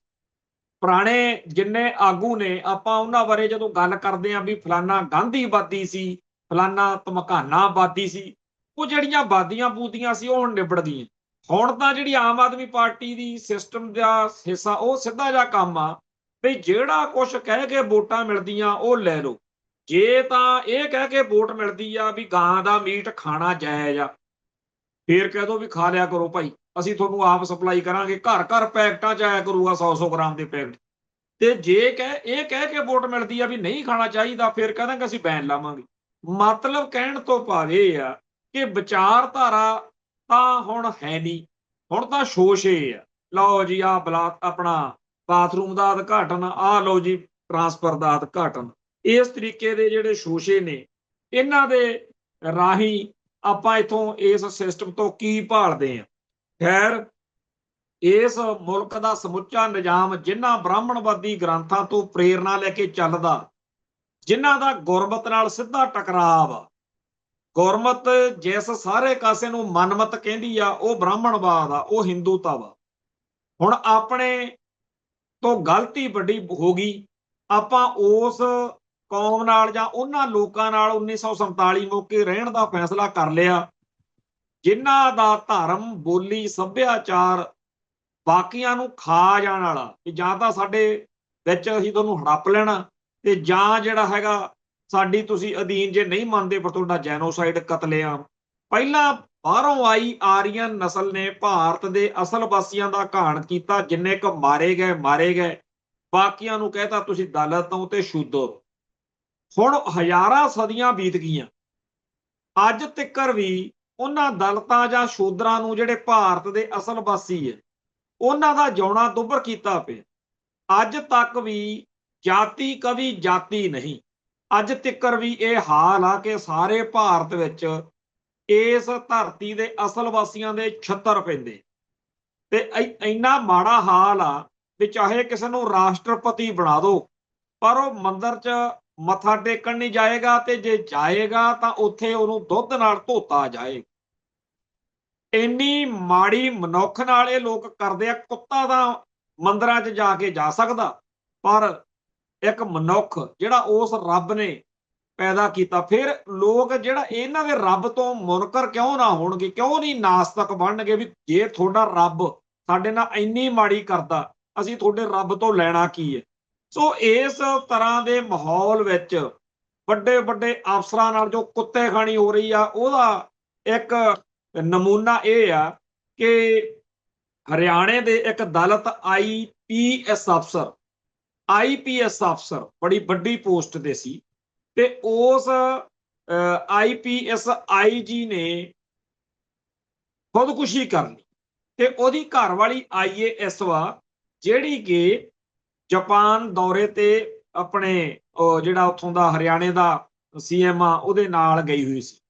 ਜਦੋਂ ਉਹ ਆਈ ਤੇ ਉਹਦੇ ਪਰਿਵਾਰ ਨੇ ਕਾਗਜ਼ ਪੱਤਰ ਫੋਲੇ ਤਾਂ ਸੁਸਾਈਡ ਨੋਟ ਮਿਲਿਆ, ਜਿਹਦੇ ਵਿੱਚ ਉਹਨੇ ਸਾਰਾ ਲਿਖਿਆ ਕਿ ਕੀ ਕੁਛ ਮੇਰੇ ਨਾਲ ਹੋ ਰਿਹਾ। ਵੱਡੇ ਵੱਡੇ ਅਧਿਕਾਰੀ ਆ ਜਿਹੜੇ, ਜਿਨ੍ਹਾਂ ਨੂੰ ਇਹ ਗੁਰੂਰ ਆ, ਹੰਕਾਰ ਆ ਕਿ ਅਸੀਂ ਤਾਂ ਬਹੁਤ ਉੱਚੀ ਜਾਤੀ ਦੇ ਆ, ਇਹ ਨੀਵੀਂ ਜਾਤੀ ਦੇ। ਇਹ ਭਾਰਤ ਦੇ ਵਿੱਚ ਵੱਡੇ ਅਫਸਰਾਂ ਨਾਲ ਜੋ ਹੋ ਰਿਹਾ, ਤੁਸੀਂ ਇਹ ਸੋਚੋ ਆਮ ਲੋਕਾਂ ਨਾਲ ਕੀ ਹੋ ਰਿਹਾ। ਤੇ ਜਿਹੜੇ ਪੰਜਾਬ ਦੇ ਵਿੱਚ ਇਸ ਬਰਾਦਰੀ ਦੇ ਬ੍ਰਾਹਮਣਵਾਦ ਦੇ ਸਤਾਏ ਹੋਏ ਦਲਿਤ ਨੇ, ਉਹਨਾਂ ਨੂੰ ਮਾੜਾ ਮੋਟਾ ਸੋਚਣਾ ਚਾਹੀਦਾ ਕਿ ਪੰਜਾਬ ਦੀ ਧਰਤੀ ਉੱਤੇ ਛੇਤੀ ਕਿਤੇ ਤਾਂ ਕਿਸੇ ਦੀ ਜੁਰਤ ਨਹੀਂ ਹੈ ਕਿ ਉਹ ਜਾਤ ਪਾਤ ਆਧਾਰਿਤ ਕੋਈ ਕਰਤੂਤ ਕਰ ਲਵੇ, ਪਰ ਜੇ ਕਰ ਲਵੇ ਤਾਂ ਇੱਥੋਂ ਇਹ ਆਵਾਜ਼ ਆਊਗੀ ਕਿ ਤੈਨੂੰ ਸ਼ਰਮ ਆਉਣੀ ਚਾਹੀਦੀ ਆ, ਇਹ ਗੁਰੂ ਸਾਹਿਬਾਨ ਦੀ ਸ਼ਹੀਦਾਂ ਦੀ ਧਰਤੀ ਹੈ। ਜਦੋਂ ਕਿ ਬਾਕੀ ਸਾਰੇ ਭਾਰਤ ਵਿੱਚ ਇਹ ਆਵਾਜ਼ ਆਉਂਦੀ ਆ ਕਿ ਫੇਰ ਕੀ ਹੋ ਗਿਆ ਜੇ ਤੇਰੇ ਨਾਲ ਇਹ ਹੋ ਗਿਆ, ਤੇਰੀ ਤਾਂ ਜਾਤ ਛੋਟੀ ਆ ਨਾ, ਤੇਰੀ ਜਾਤ ਛੋਟੀ ਆ। ਸੋ ਸਾਰੇ ਭਾਰਤ ਦੇ ਵਿੱਚ ਜਿਸ ਬ੍ਰਾਹਮਣਵਾਦ ਦੇ ਸਤਾਏ ਹੋਏ ਲੋਕ ਅੱਜ ਅੰਬੇਦਕਰ ਦੇ ਬਣਾਏ ਹੋਏ ਕਾਨੂੰਨਾਂ ਤੋਂ ਤੁਸੀਂ ਹੈਰਾਨੀ ਆ ਕਿ ਇੱਕ ਆਪਣੇ ਆਪ ਨੂੰ ਸਵਰਨ ਸਮਝਣ ਵਾਲੇ, ਉੱਚ ਜਾਤੀ ਸਮਝਣ ਵਾਲੇ ਵਕੀਲ ਦੀ ਇਹ ਹਿੰਮਤ ਕਿਵੇਂ ਪੈ ਗਈ ਕਿ ਉਹ ਚੀਫ ਜਸਟਿਸ ਆਫ ਇੰਡੀਆ ਦੇ ਅਦਾਲਤ ਵਿੱਚ ਬੈਠੇ ਦੇ ਜੁੱਤੀ ਮਾਰੇ। ਹੁਣ ਅਦਾਲਤਾਂ 'ਚ ਸਾਡਾ ਵਾਹ ਪਿਆ, ਲੈ ਕੇ ਜਾਂਦੇ ਰਹੇ ਆ ਫੜ ਕੇ ਧੱਕੇ ਨਾਲ, ਜਦੋਂ ਅਦਾਲਤਾਂ 'ਚ ਸਾਡੇ ਕੇਸ ਚੱਲੇ, ਉੱਥੇ ਮੋਬਾਈਲ ਬੰਦ ਹੋ ਜਾਂਦੇ। ਵੱਡੇ ਵੱਡੇ ਅਫਸਰ ਆ ਜਿਹੜੇ, ਉਹ ਜੱਜ ਦੇ ਸਾਹਮਣੇ ਅੰਦਰ ਜਦੋਂ ਵੜਦੇ ਆ, ਚਾਹੇ ਜੱਜ ਦਾ ਧਿਆਨ ਹੋਵੇ ਚਾਹੇ ਨਾ ਹੋਵੇ, ਉਹ ਬੜੇ ਆਦਰ ਨਾਲ ਸਿਰ ਜਿਹਾ ਝੁਕਾ ਕੇ ਅੰਦਰ ਜਾਣਗੇ। ਤੇ ਜੇਕਰ ਕੋਈ ਉੱਥੇ ਉੱਚੀ ਬੋਲਦਾ ਹੋਵੇ ਤਾਂ ਉਹ ਜੱਜ ਦਾ ਜਿਹੜਾ ਰੀਡਰ ਆ, ਉਹਦੀ ਇੱਕ ਝਾਕਣੀ ਨਾਲ ਹੀ ਬਿਲਕੁਲ ਜੱਜ ਨੂੰ ਲੋੜ ਹੀ ਨਹੀਂ ਪੈਂਦੀ। ਤੇ ਇਸ ਤਰੀਕੇ ਦਾ ਮਾਹੌਲ ਬਣਿਆ ਰਹਿੰਦਾ ਵੀ ਪੁਲਿਸ ਅਫਸਰ ਹੋਵੇ, ਕੋਈ ਹੋਰ ਹੋਵੇ, ਉਹ ਜੱਜ ਦੀ ਹਾਜ਼ਰੀ ਵਿੱਚ ਇੱਕ ਉਹਨੂੰ ਆਦਰ ਦਿੰਦੇ, ਸਤਿਕਾਰ ਦਿੰਦੇ। ਤੇ ਆਮ ਅਦਾਲਤਾਂ ਦਾ ਇਹ ਹਾਲ ਤੇ ਚੀਫ ਜਸਟਿਸ ਆਫ ਇੰਡੀਆ, ਉਹ ਕਹਿੰਦੇ ਜੀ ਦਲਿਤਾਂ ਚੋਂ ਆ, ਉਹ ਛੋਟੀਆਂ ਬਰਾਦਰੀਆਂ ਚੋਂ ਆ, ਉਹਦੇ ਨਾਲ ਸਾਡੀ ਕਹਿੰਦੇ ਸਾਡੇ ਧਰਮ ਨੂੰ ਖਤਰਾ। ਅਸਲ ਵਿੱਚ ਕੀ ਆ ਕਿ ਐਡੀ ਵੱਡੀ ਪੋਸਟ ਤੇ ਤੂੰ ਚਲੇ ਕਿਵੇਂ ਗਿਆ। ਹੁਣ ਉਹਨੂੰ ਉਹਦੀ ਔਕਾਤ ਦਿਖਾਉਣ ਦੇ ਲਈ ਉਹਦੇ ਜੁੱਤੀਆਂ ਮਾਰੀਆਂ ਜਾ ਰਹੀਆਂ। ਤੁਸੀਂ ਇਹ ਸੋਚੋ ਕਿ ਇਹ ਜਿਹੜਾ ਉਹਦੇ 'ਚ ਵਿਸ਼ਵਾਸ, ਆਤਮ ਵਿਸ਼ਵਾਸ ਆਇਆ ਵਕੀਲ ਚੋਂ, ਕਿੱਥੋਂ ਆਇਆ? ਉਹ ਪਿਛਲੇ 40-50 ਸਾਲ 'ਚ ਜਦੋਂ ਤੋਂ ਆਪਣੇ ਵੱਡੇ ਵਡੇਰਿਆਂ ਨੇ ਇਹਨਾਂ ਨੂੰ ਸੱਤਾ ਦਿੱਤੀ, ਇਹ ਤਾਂ ਖੰਘਦੇ ਨਹੀਂ ਹੁੰਦੇ ਸੀ, ਇਹ ਬਾਹਮਣ ਬਾਣੀਏ ਤਾਂ ਉੱਚੀ ਬੋਲਦੇ ਨਹੀਂ ਹੁੰਦੇ ਸੀ। ਇਹਨਾਂ ਲੋਕਾਂ ਨੇ ਕਦੇ ਕਿਸੇ ਵੀ ਮੌਕੇ ਇਤਿਹਾਸ ਵਿੱਚ ਕਦੇ ਸਿਰ ਨਹੀਂ ਚੱਕਿਆ, ਜੁੱਤੀਆਂ ਪੈਂਦੀਆਂ ਸਾਰੇ ਇਤਿਹਾਸ ਵਿੱਚ। 1947 'ਚ ਆਪਣੇ ਬਜ਼ੁਰਗਾਂ ਦੀਆਂ ਗੜਬੜਾਂ ਕਰਕੇ ਇਹਨਾਂ ਕੋਲੇ ਰਾਜ ਸੱਤਾ ਆ ਗਈ, ਤੇ ਅੱਗੇ ਵਾਲਾ ਕੰਮ ਤਾਂ ਹੈ ਨਹੀਂ ਵੀ ਜੇ ਤੁਹਾਡੇ ਕੋਲੇ ਗੌਣ ਵਾ, ਤਾਕਤ ਆ ਤੁਹਾਡੇ ਕੋਲੇ ਤਾਂ ਸੱਤਾ। ਹੁਣ ਤਾਂ ਹੈਗਾ ਜਿਹਦੇ ਮਗਰ ਭੇਡਾਂ ਵੱਧ ਨੇ। ਜੇਕਰ 52 ਭੇਡਾਂ ਨੇ ਤੁਹਾਡੇ ਮਗਰ ਤਾਂ ਤੁਸੀਂ 48 ਸ਼ੇਰਾਂ ਤੇ ਰਾਜ ਕਰ ਸਕਦੇ। ਸੋ ਇਸ ਮਾਹੌਲ ਵਿੱਚ ਜਦੋਂ ਆਰਐਸਐਸ ਨੇ, ਬੀਜੇਪੀ ਨੇ ਗੌਡਸੇ ਵਰਗੇ ਪੈਦਾ ਕੀਤੇ, ਜਿਨ੍ਹਾਂ ਨੇ ਇਹਨਾਂ ਦੇ ਰਾਸ਼ਟਰ ਪਿਤਾ ਵੀ ਠੋਕੇ, ਤੇ ਇਸ ਮਾਹੌਲ ਵਿੱਚ ਅੱਜ ਇਹਨਾਂ ਦਾ ਉਹ ਹੀਰੋ ਆ। ਇਹ ਨਹੀਂ ਹੈਗਾ ਕਿ ਸਾਰੇ ਭਾਰਤ ਨੂੰ ਕੋਈ ਅਫਸੋਸ ਆ ਕਿ ਸਾਡੇ ਚੀਫ ਜਸਟਿਸ ਆਫ ਇੰਡੀਆ ਨੂੰ ਕਿਸੇ ਸਿਰਫਿਰੇ ਨੇ ਜਲੀਲ ਕੀਤਾ, ਇਹੋ ਜਿਹੀ ਕੋਈ ਗੱਲ ਨਹੀਂ ਹੈ। ਉਲਟਾ ਜੇਕਰ ਉਸ ਬੰਦੇ ਨੂੰ ਕੋਈ ਅਦਾਲਤੀ ਪ੍ਰਕਿਰਿਆ ਰਾਹੀਂ ਸਜ਼ਾ ਸੁਜਾ ਹੋਣ ਦੀ ਗੱਲ ਹੋਵੇ ਤਾਂ ਜਿਵੇਂ ਸਾਧਵੀ ਪ੍ਰਗਿਆ ਮੈਂਬਰ ਪਾਰਲੀਮੈਂਟ ਬਣੀ ਆ ਨਾ, ਉਵੇਂ ਹਰੇਕ ਪਾਰਟੀ ਕਹੂਗੀ, ਕਾਂਗਰਸ ਵਾਲੇ ਕਹਿਣਗੇ ਸਾਡੇ ਹਵਾਲੇ ਕਰੋ, ਬੀਜੇਪੀ ਵਾਲੇ, ਅੱਬਲ ਤਾਂ ਬੀਜੇਪੀ ਨੇ ਛੱਡਣਾ ਹੀ ਨਹੀਂ, ਉਹਨੂੰ ਕਹਿਣਗੇ ਇਹ ਤਾਂ ਸਾਡਾ ਨਾਇਕ ਆ। ਸੋ ਇਸ ਭਾਰਤ ਵਿੱਚ ਨਾਇਕ ਕੌਣ ਆ? ਜਿਹੜਾ ਭਾਰਤ ਦੇ ਮੂਲ ਵਾਸੀ ਲੋਕਾਂ ਦੇ ਛੱਤਰ ਫੇਰੇ, ਉਹਨਾਂ ਨੂੰ ਜਲੀਲ ਕਰੇ, ਤੇ ਉਹਨਾਂ ਨੂੰ ਇਹ ਵੀ ਪਤਾ ਵੀ ਸਾਡੇ ਮਗਰ ਸਾਰਾ ਸਨਾਤਨ ਖੜਾ। ਇਹੋ ਜਿਹੇ ਮਾਹੌਲ ਵਿੱਚ ਜਦੋਂ ਕਿ ਬਹੁਤ ਵੱਡੀ ਆਬਾਦੀ ਆ ਮੁਸਲਮਾਨਾਂ ਦੀ, ਉਹ ਡਰੇ ਫਿਰਦੇ ਆ, ਸਿੱਖੋ ਤੁਹਾਡਾ ਕੀ ਬਣੂ? ਚੇਤੇ ਕਰੋ ਉਹਨਾਂ ਵੇਲਿਆਂ ਨੂੰ ਜਦੋਂ ਆਪਾਂ ਇਹਨਾਂ ਦਾ ਪੱਲਾ ਫੜਿਆ, ਆਪਾਂ 1947 ਮੌਕੇ ਇਹਨਾਂ ਨਾਲ ਆਏ। ਪਾਕਿਸਤਾਨ ਦੇ ਨਾਲ ਨਹੀਂ ਜਾਣਾ ਸੀ, ਨਾ ਜਾਂਦੇ। ਖਾਲਿਸਤਾਨ ਦੀ ਜਿੱਦ ਕਰਨੀ ਚਾਹੀਦੀ ਸੀ ਕਿ ਸਾਡਾ ਆਪਣਾ ਮੁਲਕ ਚਾਹੀਦਾ। ਹੁਣ ਤੁਸੀਂ ਇਹ ਸੋਚੋ ਕਿ ਆਉਣ ਵਾਲੇ ਦੌਰ ਵਿੱਚ ਆਪਣੇ ਨਾਲ ਹੋਣਾ ਕੀ।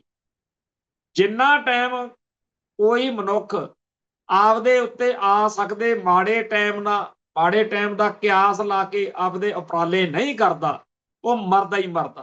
ਸਰਦਾਰ ਕਪੂਰ ਸਿੰਘ ਕਹਿੰਦੇ ਹੁੰਦੇ ਸੀ ਵੀ ਭੇਡਾਂ ਬੱਕਰੀਆਂ ਦੇ ਇੱਜੜ ਜਦੋਂ ਬੁੱਚੜਖਾਨੇ ਕੋਲ ਜਾਂਦੇ ਆ, ਉਹਨਾਂ ਨੂੰ ਅਹਿਸਾਸ ਹੋ ਜਾਂਦਾ ਕਿ ਸਾਨੂੰ ਵੱਢਣਗੇ, ਉਹ ਵੀ ਉੱਥੇ ਜਾ ਕੇ ਛਾਲਾਂ ਮਾਰਦੇ ਆ, ਭੱਜਣ ਦੀ, ਜਾਨ ਬਚਾਉਣ ਦੀ ਕੋਸ਼ਿਸ਼ ਕਰਦੇ।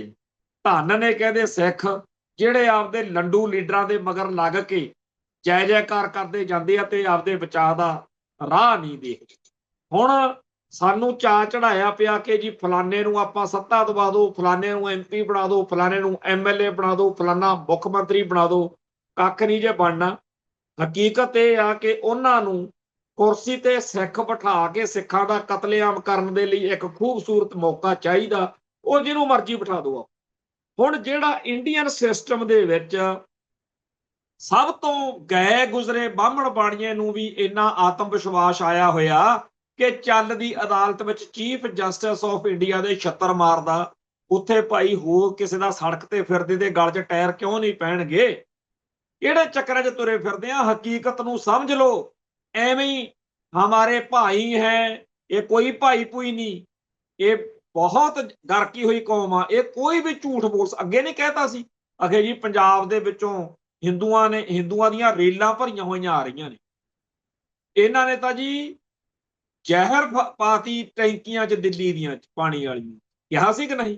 ਆ ਹੁਣ 5-4 ਦਿਨ ਪਹਿਲਾਂ ਕਿੱਡਾ ਸਾਰੀ ਦੁਨੀਆ ਨੂੰ ਝੂਠ ਬੋਲਿਆ ਕਿ ਜੀ ਅਮਰੀਕਾ ਦੇ ਵਿੱਚ ਹੁਕਮ ਕਰਤਾ ਟਰੰਪ ਸਰਕਾਰ ਨੇ ਵੀ ਸਿੱਖ ਜਿਹੜੇ ਫੌਜੀ ਨੇ ਉਹ ਦਾੜੀ ਕਟਾਉਣ। ਇੱਥੇ ਹਰੇਕ ਬੰਦਾ ਉਹਦੇ ਟ੍ਰੈਪ 'ਚ ਫਸ ਗਿਆ। ਸਾਨੂੰ ਸਾਰਿਆਂ ਨੂੰ ਆਲੇ ਦੁਆਲੇ ਐ ਲੱਗਣ ਲਾ ਦਿੱਤਾ। ਇਹ ਉਹ ਕੌਮ ਆ ਜਿਹੜੀ ਝੂਠ ਦੇ ਸਿਰ ਤੇ, ਪਖੰਡ ਦੇ ਸਿਰ ਤੇ, ਦੰਭ ਦੇ ਸਿਰ ਤੇ, ਹੰਕਾਰ ਦੇ ਸਿਰ ਤੇ ਚੱਲ। ਇਹਨਾਂ ਦਾ ਤਾਂ ਸਭ ਤੋਂ ਵੱਡਾ ਜਿਹੜਾ ਸੱਚ ਪੁੱਤ ਮੰਨਿਆ ਜਾਂਦਾ, ਉਹਨੂੰ ਇਹ ਕਹਿੰਦੇ ਆ ਵੀ ਯੁਧਿਸ਼ਟਰ। ਉਹ ਕਹਿੰਦੇ ਸੱਚ ਨਹੀਂ ਬੋਲ। ਤੇ ਉਹ ਇੱਕ ਕਹਾਣੀ ਆ ਇਹਨਾਂ ਦੀ ਮਹਾਭਾਰਤ ਦੀ, ਕਹਿੰਦੇ ਵੀ ਜੇ ਦਰੋਣਾਚਾਰੀਆ ਨੂੰ ਮਾਰਨਾ ਤਾਂ ਫਿਰ ਕਿਵੇਂ ਠੋਕਿਆ ਜਾਵੇ? ਕਹਿੰਦੇ ਗੱਲ ਹੀ ਕੋਈ ਨਹੀਂ। ਕਹਿੰਦੇ ਆਪਾਂ ਨਾ ਉਹਦੇ ਕੋਲੇ ਜਾ ਕੇ ਰੌਲਾ ਪਾ ਦਿਆਂਗੇ ਵੀ ਅਸ਼ਵਥਾਮਾ ਮਰ ਗਿਆ।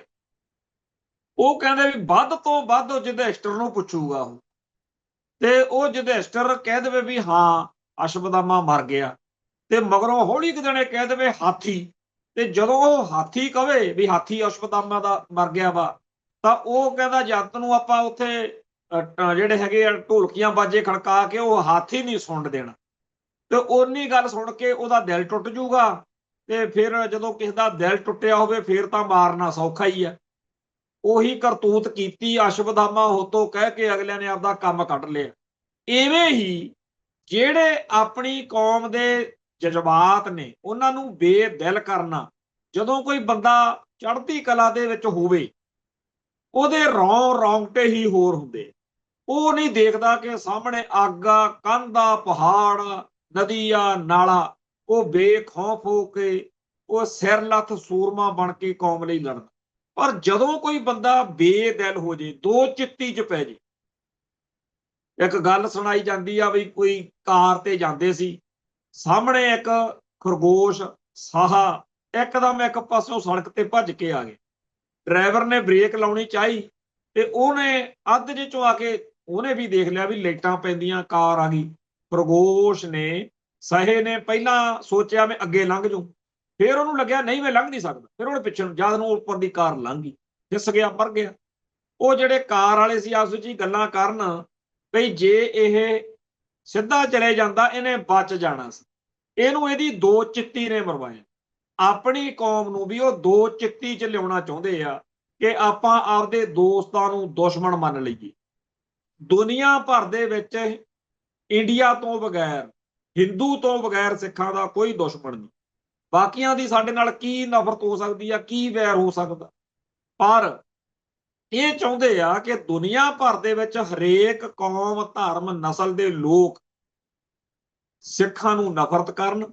ਜੇ ਨਹੀਂ ਵੀ ਕਰਦੇ ਤਾਂ ਆਪਦੇ ਕੋਲੋਂ ਹੀ ਝੂਠੀਆਂ ਕਹਾਣੀਆਂ ਜੋੜ ਕੇ ਤੋਤਕੜੇ ਸਿੱਖਾਂ ਦੇ ਦਿਮਾਗ 'ਚ ਪਾਓ ਤੇ ਸਿੱਖ ਕੋਈ ਇਹੋ ਜਿਹੀ ਗੱਲ ਕਰਨ, ਫਿਰ ਸਿੱਖਾਂ ਦੀ ਉਹ ਜਿਹੜੀ ਗੁੱਸੇ 'ਚ ਕਹੀ ਹੋਈ ਗੱਲ ਆ ਉਹ ਫਿਰ ਮੀਡੀਆ 'ਚ ਵਿੱਚ ਪ੍ਰਚਾਰੋ ਕਿ ਦੇਖੋ ਜੀ ਤੁਹਾਨੂੰ ਐਂ ਕਹਿੰਦੇ ਆ, ਤੁਹਾਨੂੰ ਆਹ ਕਹਿੰਦੇ ਆ।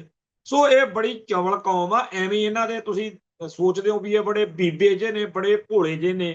ਮੈਂ ਤਾਂ ਜਿੰਨਾ ਹਿੰਦੂ ਧਰਮ ਗ੍ਰੰਥਾਂ ਦਾ ਅਧਿਐਨ ਕੀਤਾ, ਇੱਕੋ ਨਤੀਜਾ ਕੱਢਿਆ ਬਈ ਜਦੋਂ ਹਿੰਦੂ ਬਿਲਕੁਲ ਸ਼ਾਂਤ ਚਿੱਤ, ਬਿਲਕੁਲ ਮਾਸੂਮ, ਬਿਲਕੁਲ ਐ ਲੱਗੇ ਕਿ ਇਹ ਤਾਂ ਬਿਲਕੁਲ ਨਿਰਛਲ ਤੇ ਨਿਸ਼ਕਪਟ, ਉਸ ਟਾਈਮ ਉਹ ਸਭ ਤੋਂ ਖਤਰਨਾਕ। ਤੁਸੀਂ ਦੇਖ ਲਿਓ ਜਿਸ ਤਰੀਕੇ ਦਾ ਮਾਹੌਲ ਬਣਦਾ ਜਾ ਰਿਹਾ, ਸਿੱਖਾਂ ਨੂੰ ਗੁਰਦੁਆਰਿਆਂ ਦੇ ਵਿੱਚ ਇਕੱਠ ਕਰਕੇ ਕਸਮ ਖਾਣੀ ਪਊ, ਪਰਣ ਦਿਵਸ ਮਨਾਉਣਾ ਪਊਗਾ ਕਿ ਮੈਂ ਅੱਜ ਤੋਂ ਪਰਣ ਕਰਦਾ ਹਾਂ ਕਿਸੇ ਵੀ ਤਰ੍ਹਾਂ ਕਿਸੇ ਲਾਲੇ ਦਾ, ਕਿਸੇ ਹਿੰਦੂ ਦਾ ਯਕੀਨ ਨਹੀਂ ਕਰੋ। ਇਹ ਤੁਹਾਨੂੰ ਕਹਿਣਾ ਪੈਣਾ। ਹੁਣ 5 ਸਦੀਆਂ ਦਾ ਇਤਿਹਾਸ ਤੁਹਾਨੂੰ ਲਲਕਾਰ ਰਿਹਾ ਕਿ ਬਥੇਰੀ ਆਪਾਂ ਇਹਨਾਂ ਤੋਂ ਕਰਵਾ ਲਈ, ਹੁਣ ਤਾਂ ਸੰਭਲ ਜੋ। ਜੇਕਰ ਕਿਸੇ ਤੋਂ ਇੱਕ ਵਾਰ ਧੋਖਾ ਖਾ ਲਈਏ ਤਾਂ ਮੰਨ ਲਿਆ ਕਿ ਆਪਾਂ ਭੋਲੇ ਸੀ, ਪਰ ਵਾਰ-ਵਾਰ ਧੋਖਾ ਖਾਈਏ। ਪਿਛਲੇ 5 ਸਦੀਆਂ ਦਾ ਸਿੱਖ ਇਤਿਹਾਸ ਇਸ ਗੱਲ ਦੀ ਗਾਰੰਟੀ ਦਿੰਦਾ ਕਿ ਸਿੱਖੀ ਅਤੇ ਸਿੱਖਾਂ ਨਾਲ ਜਦੋਂ ਵੀ ਬੁਰੀ ਹੋਈ ਹੈ ਉਹਦੇ ਪਿੱਛੇ ਸਿੱਧਾ ਜਾਂ ਅਸਿੱਧਾ ਹਿੰਦੂਆਂ ਦਾ ਹੱਥ ਜ਼ਰੂਰ ਸੀ। ਮੈਂ ਕਹਿੰਦਾ ਆਪਾਂ ਸਿੱਖ ਆਪਦੇ ਆਪ ਨੂੰ ਬੜੇ ਬੱਬਰ ਸ਼ੇਰ ਸਮਝਦੇ ਆ। ਆਪਣੇ ਨਾਲੋਂ ਤਾਂ ਜਿਹੜੇ ਆਹ ਦਲਿਤ ਬੁਆਇਸ ਵਾਲੇ ਜਾਂ ਬਹੁਜਨ ਸਮਾਜ ਪਾਰਟੀ ਵਾਲੇ, ਕਾਂਸ਼ੀ ਰਾਮ ਹੁਣੀ, ਇਹਨਾਂ ਨੇ ਕਈ ਥਾਂ ਦੇ ਉੱਤੇ ਚੰਗੇ ਇਹਨਾਂ ਦੇ ਰਗੜੇ ਲਾਏ ਹੋਏ ਨੇ। ਪੜ੍ਹੋ ਇਹਨਾਂ ਦਾ ਜ਼ਰੂਰ, ਇਹਨਾਂ ਦਾ ਵੀ ਲਿਟਰੇਚਰ ਜ਼ਰੂਰ ਪੜ੍ਹਨਾ ਚਾਹੀਦਾ। ਠੀਕ ਆ ਆਪਾਂ ਸਿੱਖ ਨਜ਼ਰੀਏ ਤੋਂ, ਸਿੱਖ ਧਰਮ ਤੋਂ ਰਹਿਣਾ, ਪਰ ਦੂਜਿਆਂ ਬਾਰੇ ਜਾਣਕਾਰੀ ਤਾਂ ਹੋਵੇ ਕਿ ਕੌਣ ਕੀ ਕਰ ਰਿਹਾ। ਮੈਂ ਅੱਜ ਦੁਬਾਰਾ ਗੂਗਲ ਤੇ ਸਰਚ ਮਾਰੀ, ਮੈਨੂੰ ਦਿਮਾਗ 'ਚ ਗੱਲ ਆਉਂਦੀ ਸੀ ਵੀ ਇੱਕ ਵਾਰੀ ਨਾਅਰਾ ਲਾਇਆ ਸੀਗਾ, ਉੱਥੇ ਆ ਲਿਖਿਆ ਵੀ ਇਹ ਕਾਂਸ਼ੀ ਰਾਮ ਨੇ ਨਾਅਰਾ ਲਾਇਆ ਸੀ, ਤਿਲਕ ਤਰਾਜੂ ਔਰ ਤਲਵਾਰ ਇਨਕੋ ਮਾਰੋ ਜੂਤੇ ਚਾਰ।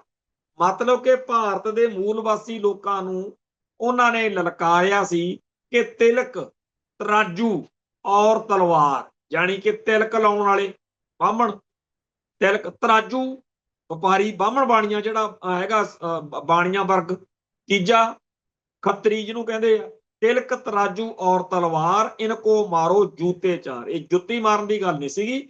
ਕਾਂਸ਼ੀ ਰਾਮ ਨੇ ਆਪਦੇ ਲੋਕਾਂ ਨੂੰ ਲਲਕਾਰਿਆ ਸੀਗਾ ਕਿ ਆਪਣੇ ਕੋਲੇ ਵੋਟਾਂ ਬਥੇਰੀਆਂ ਨੇ, ਦਲ ਤੋਂ ਇਕੱਠੇ ਹੋ ਜਾਓ ਤੇ ਆਪਦੀ ਰਾਜਨੀਤਿਕ ਸ਼ਕਤੀ ਕਰੋ। ਫਿਰ ਠੀਕ ਆ ਕਿ ਬਾਅਦ ਚ ਬੀਬੀ ਮਾਇਆਵਤੀ ਨੇ ਜੋ ਚੰਦ ਚਾੜੇ ਉਹ ਵੱਖਰੀ ਗੱਲ ਆ। ਪੰਜਾਬ ਦੇ ਵਿੱਚ ਆਪਣੇ ਬੰਦਿਆਂ ਨੇ ਉਦੋਂ ਵੱਡਾ ਚੰਦ ਚਾੜਤਾ। ਪੰਜਾਬ ਦੇ ਅਸਲੀ ਜੇ ਗੁਰਮਤ ਦੇ ਹਿਸਾਬ ਨਾਲ ਨਜ਼ਰ ਮਾਰੀਏ ਤਾਂ ਸਿੱਖ ਧਰਮ ਅਤੇ ਦਲਿਤ ਵਰਗ ਦਾ ਤਾਲਮੇਲ ਜੱਚਦਾ, ਬ੍ਰਾਹਮਣਵਾਦ ਨਾਲ ਆਪਣਾ ਕਾਹਦਾ ਤਾਲਮੇਲ ਹੋ ਸਕਦਾ। ਸੋ ਬਾਦਲ ਦਲ ਨੇ ਜਿਹੜਾ ਸਮਝੌਤਾ, ਚੋਣ ਗੱਠ ਜੋੜ ਬੀਜੇਪੀ ਨਾਲ ਕੀਤਾ, ਉਹ ਅਸਲ ਵਿੱਚ ਬਸਪਾ ਨਾਲ ਕਰਨਾ ਬਣਦਾ ਸੀ। ਹੁਣ ਬਸਪਾ ਵਾਲੇ ਇੰਨੇ ਯੋਗ ਹੈ ਜਾਂ ਅਯੋਗ ਨੇ, ਨਲਾਇਕ ਨੇ, ਨਹੀਂ ਨਲਾਇਕ, ਉਹ ਇੱਕ ਜੁਦਾ ਮਸਲਾ। ਪਰ ਜਿਹੜਾ ਸ਼ੋਸ਼ਤ ਆ, ਜਿਹਦੇ ਜੁੱਤੀਆਂ ਪੈਂਦੀਆਂ ਨੇ, ਅਸੀਂ ਤਾਂ ਉਹਦੇ ਹਮੈਤੀ ਬਣਨਾ ਸੀ। ਅਸੀਂ ਹਮੈਤੀ ਕਿਹਦੇ ਬਣੇ? ਜਿਹੜਾ ਸਾਡੇ ਸਮੇਤ ਸਾਰਿਆਂ ਦੇ ਜੁੱਤੀਆਂ ਮਾਰ। ਉਸ ਬ੍ਰਾਹਮਣਵਾਦ ਦੇ ਅਸੀਂ ਉਸ ਵਿਪਰ ਦੇ ਰਾਹ ਤੁਰੇ ਜਿਹਦੇ ਬਾਰੇ ਕਲਗੀਧਰ ਸ਼ਹਿਨਸ਼ਾਹ ਦਾ ਹੁਕਮ कि जब लग खालसा रहे न्यारा तब लग तेज देऊं मैं सारा जब जे गहे विप्रन की रीत मैं ना करूं इनकी प्रतीत। तो जिस विपर ने जिस ब्राह्मणवाद ने इन्ना गंदा माहौल बनाया होया कि चीफ जस्टिस दे जुत्तियां पै रहीਆਂ ने क्योंकि जी वो दलित आ ते उदों वड्डी गल IAS अफसर ADGP रैंक का बंदा जी सुसाइड करके क्यों क्योंकि जी सारे हरियाणे दे विच वैसे ही खाप पंचायतां बणीਆਂ होईਆਂ। मैं फिर बेनती करदा साडे भाईचारे दे लोकां नूं दलित भाईचारे दे लोकां नूं जो साडे लई सिੱਖੀ दे सकदी आ ਉਹ कोई नहीं दे सकदा। भुੱਲ जाओ भी उत्थे जी फलाने ने आ कीता धमकाने ने ਉਹ ਕੀਤਾ।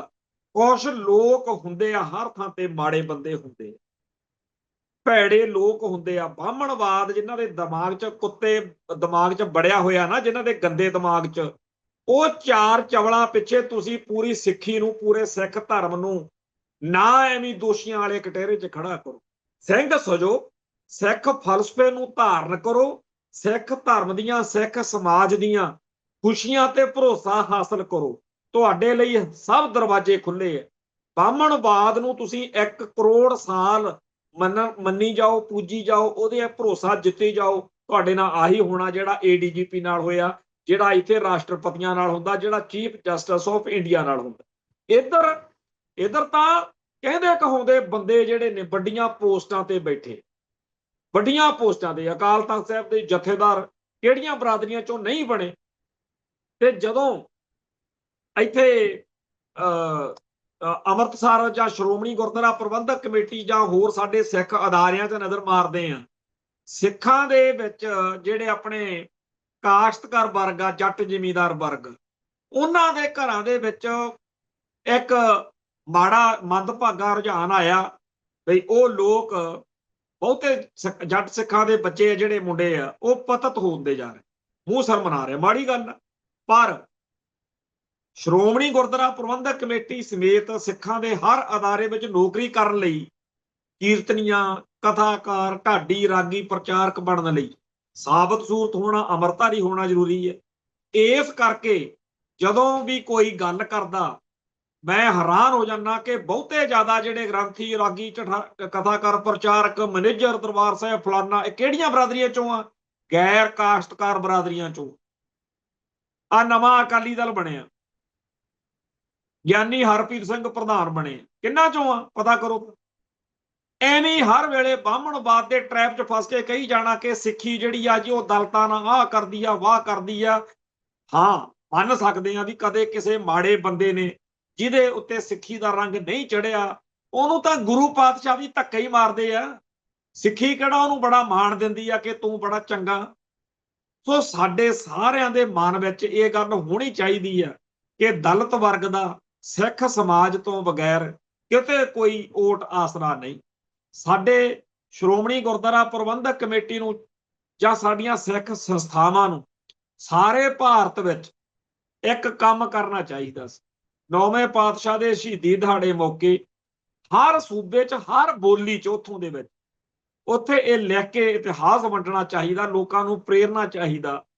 ਐਵੇਂ ਹੀ ਕਈ ਬੇਕਾਰ ਜੇ ਕੰਮਾਂ ਤੇ ਪੈਸੇ ਖਰਚੀ ਜਾਂਦੀ ਆ ਸ਼੍ਰੋਮਣੀ ਕਮੇਟੀ ਹਰ ਸੂਬੇ 'ਚ ਜਿਹੜੇ ਕਹਿੰਦੇ ਆ ਨਾ ਮਿਸ਼ਨ ਸਿੱਖ ਮਿਸ਼ਨ ਕਲਕੱਤਾ ਸਿੱਖ ਮਿਸ਼ਨ ਬੰਬੇ ਇਸ ਤਰ੍ਹਾਂ ਸਥਾਪਿਤ ਕਰੋ ਉਸ ਇਲਾਕੇ ਦੇ ਵਿੱਚ ਦਲਿਤ ਭਾਈਚਾਰੇ ਦੇ ਲੋਕਾਂ ਨੂੰ ਬੜਾ ਇੱਕ ਪਿਛਲੇ ਦਿਨੀ ਵਕੀਲ ਦਾ ਰੌਲਾ ਪੈਂਦਾ ਨਾ ਉੱਥੇ ਵਾਲੇ ਦਾ ਤਾਮਿਲਨਾਡੂ ਵਾਲੇ ਦਾ ਉਹਨੇ ਇਕੱਲੇ ਨਹੀਂ ਸਿੱਖ ਸੱਜ ਕੇ ਤਾਮਿਲਨਾਡੂ ਦੇ ਵਿੱਚ ਕਿਉਂਕਿ ਉਹ ਲੋਕ ਵੀ ਭਾਰਤ ਦੇ ਮੂਲ ਵਾਸੀ ਦਰਾਵੜ ਮੰਨੇ ਜਾਂਦੇ ਉਹਨਾਂ ਨੂੰ ਵੀ ਬ੍ਰਾਹਮਣਵਾਦ ਬਹੁਤ ਸਤਾਉਂਦਾ। ਤੋ ਜਿਹੜੇ ਦੱਖਣ ਭਾਰਤੀ ਸੂਬੇ ਨੇ ਜਾਂ ਹੋਰ ਬਹੁਤ ਸਾਰੇ ਇਹੋ ਜਿਹੇ ਖਿੱਤੇ ਨੇ ਸਾਡੇ ਤਾਂ ਆਪਦੇ ਸਿਕਲੀਗਰ ਸਿੱਖ ਜਿਹੜੇ ਨੇ ਉਹ ਨਾਨਕ ਪੰਥੀ ਬਥੇਰੇ ਨੇ ਸਾਡੀ ਆਬਾਦੀ ਸਾਰੇ ਭਾਰਤ ਵਿੱਚੋਂ ਕਰੋੜਾਂ ਤੋਂ ਵੀ ਉੱਪਰ ਜਾ ਸਕਦੀ ਹੈ ਪਰ ਸਾਡੇ ਬੰਦੇ ਜਿਹੜੇ ਨੇ ਉਹ ਇਸ ਟ੍ਰੈਪ ਨੂੰ ਨਹੀਂ ਸਮਝ ਰਹੇ। ਸਾਨੂੰ ਦਲਿਤਾਂ ਦੇ ਉਲਟ ਖੜਾ ਕਰਨ ਦੇ ਵਿੱਚ ਬ੍ਰਾਹਮਣਵਾਦੀ ਮੀਡੀਆ ਜਿਹੜਾ ਹੈਗਾ ਉਹ ਬਹੁਤ ਕੂੜ ਪ੍ਰਚਾਰ ਕਰ ਰਿਹਾ। ਇੱਕ ਪਾਸੇ ਤਾਂ ਦਲਿਤ ਵਰਗ ਦੇ ਬ੍ਰਾਹਮਣਵਾਦ ਛੱਤਰ ਫੇਰਦਾ ਦੂਜੇ ਪਾਸੇ ਸਿੱਖੀ ਅਤੇ ਦਲਿਤ ਵਰਗ ਦੇ ਵਿਚਾਲੇ ਟਕਰਾਅ ਵਾਲੀ ਦੁਸ਼ਮਣੀ ਵਾਲੀ ਪੋਜੀਸ਼ਨ ਬਣਾ ਕੇ ਰੱਖਦਾ। ਪੰਜਾਬ ਦੇ ਵਿੱਚ ਬਹੁਤ ਸਾਰੇ ਇਹੋ ਜਿਹੇ ਅੱਡੇ ਸਥਾਪਿਤ ਹੋ ਚੁੱਕੇ ਆ ਸੋਸ਼ਲ ਮੀਡੀਆ ਦੇ ਉੱਤੇ ਨਜ਼ਰ ਮਾਰੋ, ਇੱਕ ਇੱਕ ਇਹੋ ਜਿਹਾ ਸਾਜ਼ਿਸ਼ੀ ਜਿਹੜਾ ਗਰੁੱਪ ਆ ਜਾਂ ਮਾਹੌਲ ਆ, ਕੁਛ ਇਹੋ ਜਿਹੇ ਅਸਲੀ ਨਕਲੀ ਫੇਸਬੁੱਕ ਖਾਤੇ ਜਿਹੜੇ ਜੱਟ ਸਿੱਖਾਂ ਨੂੰ ਲਲਕਾਰਦੇ, ਵੰਗਾਰਦੇ, ਗੰਦੀਆਂ ਗਾਲਾਂ ਕੱਢਦੇ ਨੇ ਕਿ ਜੀ ਤੁਸੀਂ ਸਾਡੇ ਨਾਲ ਆਹ ਕਰਦੇ ਹੋ, ਉਹ ਕਰਦੇ ਹੋ। ਉਹਦੇ ਉਲਟ ਜੱਟ ਸਿੱਖ ਬਣ ਕੇ ਕੁਛ ਮਾੜੀਆਂ ਗੰਦੀਆਂ ਗੱਲਾਂ ਕਰਨ ਵਾਲੇ ਆ ਕਿ ਤੁਸੀਂ ਫਲਾਨੇ ਹੋ, ਧਮਕਾਨੇ ਹੋ।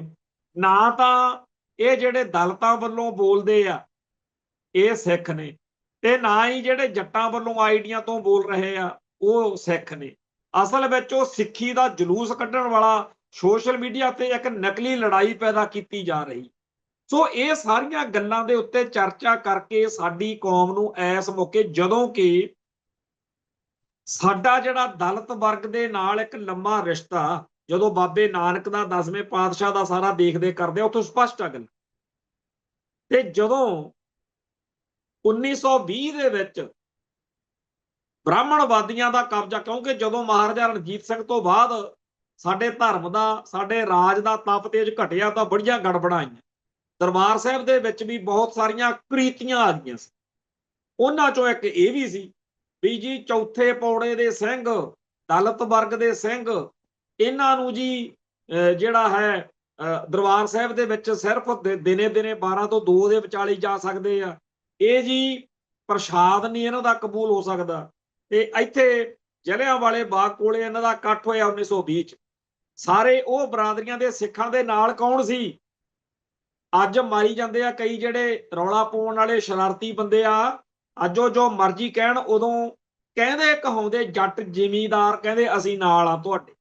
ਤੇ ਜਦੋਂ ਮੈਂ ਇਤਿਹਾਸ ਪੜ੍ਹਿਆ ਰੋਣ ਨਿਕਲ ਗਿਆ ਕਿ ਜਿਨ੍ਹਾਂ ਨੂੰ ਭਾਪੇ ਭਾਪੇ ਕਹਿ ਕੇ ਦੁਨੀਆ ਮਾੜਾ ਬੋਲਦੀ ਆ, ਉਹਨਾਂ ਬਰਾਦਰੀਆਂ ਦੇ ਵਿੱਚੋਂ ਵੱਡੇ ਕਹਿੰਦੇ ਕਹਾਉਂਦੇ ਜਿਹੜੇ ਸ਼ਹਿਰੀ ਸਿੱਖ, ਜਿਨ੍ਹਾਂ ਨੂੰ ਆਪਾਂ ਬੇਦੀ, ਸੋਢੀ, ਤ੍ਰਿਹਣ, ਭੱਲੇ ਆਦਿ ਬਰਾਦਰੀਆਂ, ਉਹਨਾਂ ਦੇ ਬੰਦੇ, ਉਹਨਾਂ ਨੇ ਇਹਨਾਂ ਨੂੰ ਕਿਹਾ ਵੀ ਨਾ ਅਸੀਂ ਜੱਟ ਬਣ ਕੇ ਆਏ ਆ, ਨਾ ਭਾਪੇ ਬਣ ਕੇ ਆਏ ਆ, ਅਸੀਂ ਤੁਹਾਡੇ ਭਰਾ ਬਣ ਕੇ ਆਏ ਆ, ਤੁਹਾਡੇ ਨਾਲ ਦਲ ਤੋਂ, ਤੁਸੀਂ ਵੀ ਸਿੱਖ ਹੋ, ਅਸੀਂ ਵੀ ਸਿੱਖ ਹਾਂ। ਇਹ ਬ੍ਰਾਹਮਣਵਾਦ ਸਾਡੇ ਸਿੱਖੀ ਦੇ ਸਭ ਤੋਂ ਅਹਿਮ ਸਥਾਨ ਦੇ ਉੱਤੇ ਕਬਜ਼ਾ ਕਰਕੇ ਜ਼ੁਲਮ ਕਮਾਰਿਆ। ਚਲੋ ਅਸੀਂ ਤੁਹਾਡੇ ਨਾਲ ਚੱਲਦੇ। ਅੰਦਰ ਗਏ ਦੇਗ ਲੈ ਕੇ, ਤੇ ਦਰਬਾਰ ਸਾਹਿਬ ਦੇ ਪੁਜਾਰੀ ਕਹਿੰਦੇ ਜੀ ਅਸੀਂ ਇਹ ਨਹੀਂ ਕਰ ਸਕਦੇ ਪ੍ਰਸ਼ਾਦ ਕਬੂਲ। ਉਹ ਕਹਿੰਦੇ ਜੀ ਗੱਲ ਸਿੱਧੀ ਆ, ਗੁਰੂ ਸਾਹਿਬ ਨੇ ਕਿੱਥੇ ਹੁਕਮ ਕੀਤਾ ਬਈ ਇਹਨਾਂ ਨੂੰ ਨੇੜੇ ਨਹੀਂ ਲਾਉਣਾ? ਤੁਸੀਂ ਅਰਦਾਸ ਕਰੋ, ਗੁਰੂ ਸਾਹਿਬ ਤੋਂ ਹੁਕਮ ਲੈਣੇ। ਅਰਦਾਸ ਕੀਤੀ ਗਈ, ਗੁਰੂ ਪਾਤਸ਼ਾਹ ਦਾ ਹੁਕਮ ਲਿਆ। ਜਿਹੜਾ ਹੁਕਮ ਆਇਆ ਉਹ ਇਹੀ ਆਇਆ ਕਿ ਇਹਨਾਂ ਨੂੰ ਗਲ ਨਾਲ ਲਾਓ। ਤੇ ਉਹ ਜਦੋਂ ਇਹ 2-3 ਘੰਟੇ ਉੱਥੇ ਰੌਲਾ ਪੈਂਦਾ ਰਿਹਾ, ਅਕਾਲ ਤਖਤ ਸਾਹਿਬ ਤੇ ਆਉਣਾ ਸੀ, ਬਾਅਦ ਚ ਵੀ ਅਕਾਲ ਤਖਤ ਤੇ ਵੀ ਨਹੀਂ ਖੜਨ ਦਿੰਦੇ ਇਹਨਾਂ ਨੂੰ। ਅਕਾਲ ਤਖਤ ਵਾਲੇ ਪੁਜਾਰੀ ਛੱਡ ਕੇ ਭੱਜ ਗਏ। ਕਦੇ ਪੜ੍ਹੋ ਜਿਹੜਾ ਝੱਬਰ ਵਾਲੀ ਕਿਤਾਬ ਆ, ਕਰਤਾਰ ਸਿੰਘ ਝੱਬਰ ਵਾਲੀਆਂ ਲਿਖਤਾਂ ਪੜ੍ਹੋ, ਬਾਬਾ ਹਰਕਿਸ਼ਨ ਸਿੰਘ ਦੀਆਂ ਕਿਤਾਬਾਂ ਪੜ੍ਹੋ, ਮਾਸਟਰ ਤਾਰਾ ਸਿੰਘ ਦੀਆਂ ਕਿਤਾਬਾਂ ਪੜ੍ਹੋ। ਉਸ ਦੌਰ ਵਿੱਚ ਜਿਹੜਾ ਗੁਰਦੁਆਰਾ ਸੁਧਾਰ ਲਹਿਰ ਆ, ਹਰਜਿੰਦਰ ਸਿੰਘ ਦਰਗੀਰ ਦੀ ਕਿਤਾਬ ਆ ਸ਼੍ਰੋਮਣੀ ਗੁਰਦੁਆਰਾ ਪ੍ਰਬੰਧਕ ਕਮੇਟੀ ਕਿਵੇਂ ਬਣੀ, ਉਹਦਾ ਆਧਾਰ ਇਹੋ ਜਿਹੀਆਂ ਘਟਨਾਵਾਂ ਸੀ। ਜਦੋਂ ਸਾਡੇ ਸਭ ਤੋਂ ਕੇਂਦਰੀ, ਅੱਜ 100 ਸਾਲ ਬਾਅਦ ਕੀ ਅਸੀਂ ਇੰਨੇ ਹੀ ਕਮਜ਼ੋਰ ਹੋ ਗਏ ਆ ਕਿ ਜੇਕਰ ਸਾਰੇ ਭਾਰਤ ਵਿੱਚ ਦਲਿਤ ਵਰਗ ਦੇ ਨਾਲ ਧੱਕਾ ਹੋ ਰਿਹਾ ਤੇ ਅਸੀਂ ਚੁੱਪ ਕਰਕੇ ਬੈਠੇ ਰਹੀਏ? ਨਹੀਂ ਭਾਈ, ਸਾਡਾ ਫਰਜ਼ ਬਣਦਾ ਕਿ ਅਸੀਂ ਤੁਹਾਡੇ ਨਾਲ ਖੜੇ ਆ। ਤੁਸੀਂ ਸਿੰਘ ਸਜੋ, ਸਿੱਖ ਸਜੋ, ਜੇ ਨਹੀਂ ਵੀ ਸਜਦੇ ਤਾਂ ਵੀ ਸਾਡਾ, ਜੇਕਰ 9ਵੇਂ ਪਾਤਸ਼ਾਹ ਦੇ ਦਰ ਤੇ ਆਏ, ਬਾਹਮਣ ਬਾਣੀਆਂ ਦੀ ਸੁਣੀ ਜਾ ਸਕਦੀ ਆ, ਪੰਡਤਾਂ ਦੀ ਸੁਣੀ ਜਾ ਸਕਦੀ ਹੈ, ਤਾਂ ਇਹਨਾਂ ਦੀ ਕਿਉਂ ਨਹੀਂ ਸੁਣਨੀ? ਸੋ ਬੜਾ ਜ਼ਰੂਰੀ ਆ ਕਿ ਇਸ ਤਰੀਕੇ ਨਾਲ ਆਪਣਾ ਕੌਮੀ ਜਿਹੜਾ ਫਰਜ਼ ਆ ਉਹ ਨਿਭਾਇਆ ਜਾਵੇ। ਜਿਹੜਾ ਤਰਨਤਾਰਨ ਜਿਮਨੀ ਚੋਣ ਦੇ ਵਿੱਚ ਭਾਈ ਮਨਦੀਪ ਸਿੰਘ, ਜਿਹਦੇ ਭਰਾ ਭਾਈ ਸੰਦੀਪ ਸਿੰਘ ਸਨੀ ਦੀ ਬੜੀ ਕੁਰਬਾਨੀ ਹੈ, ਚੋਣ ਲੜਨ ਦਾ ਐਲਾਨ ਹੋਇਆ, ਉਹਦੇ ਉੱਤੇ ਮਿਰਚਾਂ ਲੱਗਣੀਆਂ ਸੁਭਾਵਿਕ ਸੀ। ਸੋ ਮਨਿੰਦਰਜੀਤ ਬਿੱਟੇ ਨੇ ਕਿਹਾ ਕਿ ਪੰਜਾਬ 'ਚ ਕਤਲ ਕਰਕੇ ਹੀਰੋ ਬਣਨ ਦੀ ਰਾਜਨੀਤੀ ਹੋ ਰਹੀ ਆ, ਤਰਨਤਾਰਨ ਜਿਮਨੀ ਚੋਣ। ਚਲੋ ਬਾਕੀ ਇਹ ਗੱਲਾਂ ਹੁਣ ਸੂਰੀ ਆ, ਜਿਹੜਾ ਸੁਧੀਰ ਸੂਰੀ, ਜਿਹੜਾ ਠੋਕਿਆ ਸਿੰਘ ਨੇ, ਤੇ ਸੂਬਾ ਬੁੱਚੜ ਵਰਗੇ ਪੁਲਸੀਏ, ਇਹ ਵੀ ਸਾਰੇ ਕਰਨਗੇ। ਇਹਨਾਂ ਗੱਲਾਂ ਦੇ ਨਾਲ ਬਾਦਲ ਦਲ ਦਾ ਵੀ ਟੈਸਟ ਵਾ। ਪਿਛਲੀ ਵਾਰ ਤਾਂ ਕਮਲ ਕੁੱਟ ਲਿਆ ਸੀ, ਐਤਕੀ ਜੇ ਅਕਮ ਆਪਦਾ ਪਿਛਲੀ ਵਾਰ ਵਾਲੀ ਗਲਤੀ ਸੁਧਾਰਨੀ ਚਾਹਣ, ਉਹ ਪੰਥ ਨਾਲ ਖੜ ਸਕਦੇ ਆ, ਮਾਫੀ ਮੰਗ ਕੇ ਕੌਮ ਦੇ ਵਿੱਚ ਆ ਕੇ ਕਹਿਣ ਕਿ ਅਸੀਂ ਜੀ ਮਨਦੀਪ ਨੂੰ ਹਮਾਇਤ ਕਰਦੇ ਹਾਂ।